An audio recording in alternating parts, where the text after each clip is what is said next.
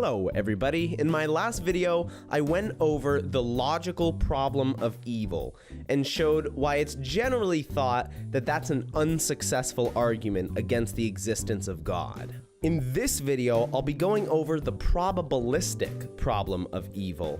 But before I get into that, I just want to make a request. If you liked the video, would you mind hitting the like button? And if you really liked it, then you can subscribe to keep up with my newest videos. So, with that said, let's get into the video. The probabilistic problem of evil is a more powerful argument than the logical version, because its claims are a lot more modest. The logical version said it's utterly impossible for God and evil to coexist. The probabilistic version, on the other hand, says, okay, yeah, it's technically, logically possible that God and evil could exist, but it's nevertheless highly improbable given the amount of evil we see in the world. On its face, it does seem like this claim is more reasonable. You can't simply refute it by saying it's possible for God to have morally sufficient reasons for allowing evil, because the question isn't about possibility, it's about probability. So, what can be said of this argument? A lot of what people say about this argument is really only helpful if you're already a theist or a Christian. For example, William Lane Craig often brings up the fact that certain Christian doctrines make it more probable that God and evil would coexist. But you're not really going to care about that unless you're already a Christian. And I'm not saying that his argument is a bad argument or that it's irrelevant, just that I'm more concerned with how a neutral observer should take the argument. That said, let me just briefly go over a few reasons why the probabilistic problem of evil shouldn't sway you if you already believe in God or Christianity. First, you might well be able to say that the problem of evil taken by itself makes it less probable that God exists, but taken in conjunction with all of the other arguments for the existence of God, the probability is still higher that God exists, or at the very least, the probabilities balance themselves out. Now, of course, the non-theist doesn't think arguments for the existence of God are good arguments, which is why this line of reasoning is only applicable to theists. Second, like I just mentioned, there are certain Christian doctrines which make it more reasonable to think that God and evil coexist. On Christianity, happiness is not the sole purpose of life. The purpose of life is to know God. Just because some evils bring us unhappiness, that doesn't make God's existence any less probable, because his primary goal isn't to make us happy in the first place. Now, granted, he would certainly like us to be happy more than unhappy, but if something unhappy gives us the chance to come closer to God, it's not unreasonable at all to think that God would let that thing happen. Also, on Christianity, life doesn't simply end at the grave. There's more. There's a life after this life. A Christian who undergoes tremendous suffering in this life will be greeted with an incomprehensible good in the next, namely, being able to live with and be in the presence of God. Now, you might say, well, that's great for the Christians, but what about all the non-Christians who die and go to hell, a place of incomprehensible torment? This is legitimately a very good question that needs answering, but it's actually irrelevant to the problem of evil as I'm presenting it now, for the sole reason that the only people who believe in hell are people who believe in God. The atheist doesn't even believe hell exists in the first place, so they couldn't possibly point to the reality of hell and say that therefore God's existence is improbable. This objection is really more of an attempt to show that Christian doctrine is inconsistent, that on the one hand, Christians say God is all good, and on the other hand, Christians say that hell exists, and how do you mesh these two together? But answering that would require me to give a defense of hell, which I think would be straying a little bit too far from the actual topic at hand. Maybe I'll make a video on that sometime in the future, but for now I'll stick with the main subject. So those are some reasons that people who are already theists might use to rationally remain theists. But what if you're not a theist? Is there still any reason to reject the argument?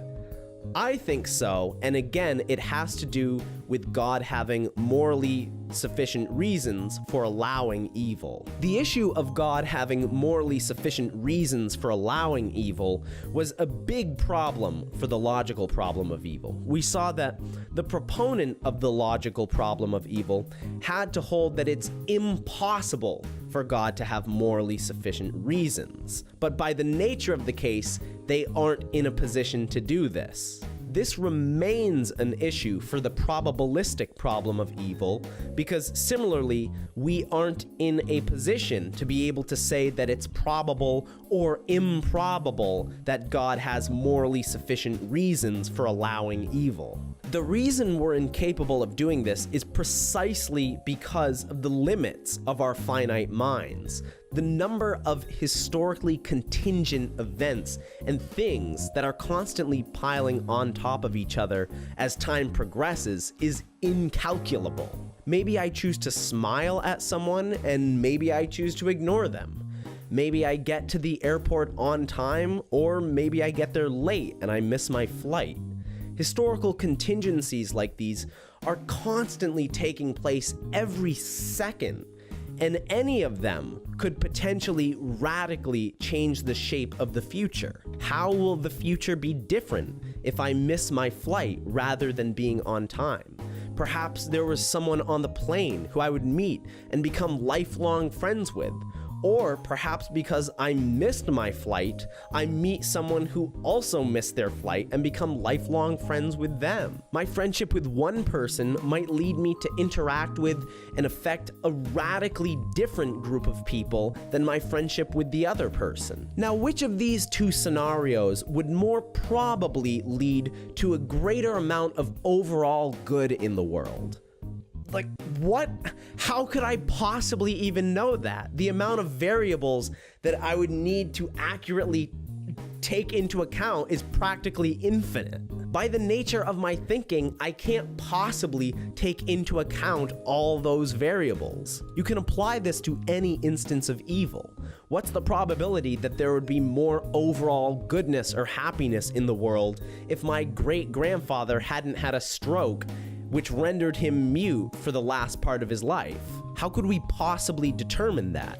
To quote William Lane Craig, some evil could send a ripple effect throughout history, such that God's morally sufficient reason for permitting it might not emerge until centuries later, or perhaps in another country. You might be inclined to think, well, at the very least, your family would be happier overall.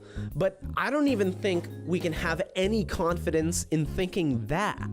It could be the case that during the time my family would have spent with my great-grandfather, we instead drive to the store and get in a fatal car accident. Or maybe one of us encounters someone with a deadly transmittable disease who we wouldn't normally have encountered, and we contract that disease. What are the probabilities of one of these happening? We couldn't possibly know. But if we can't even have a good idea what the probabilities of these results are, how can we possibly assert with any confidence the probability that God has morally sufficient reasons for allowing the evil in the world throughout all of history? We are fundamentally not in a position to know this.